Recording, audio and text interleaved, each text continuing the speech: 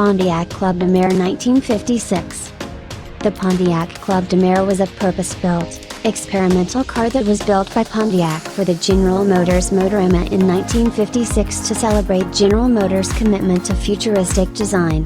The brainchild of GM engineer-designer, Harley Earl, Paul Gillian was also involved, being the Pontiac studio head at the time. The de Mer was a two-door sport roadster that incorporated innovative breakthrough styling like a sleek, low-profile body encasing a large power plant, a design trend used widely in LSR, land speed record, trials at Bonneville Salt Flats in Utah during the 1950s.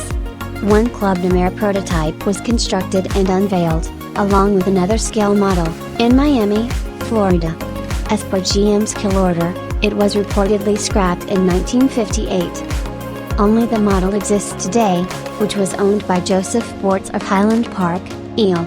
Until it was sold to noted car collector Ron Pratt at the 2007 Barrett Jackson Classic Car Auction for $75,000. A running replica based on a 1959 Pontiac chassis was also built by Marty Martino. Taking 3 years to complete, it sold for $110,000 at the 2009 Barrett Jackson auction in Arizona.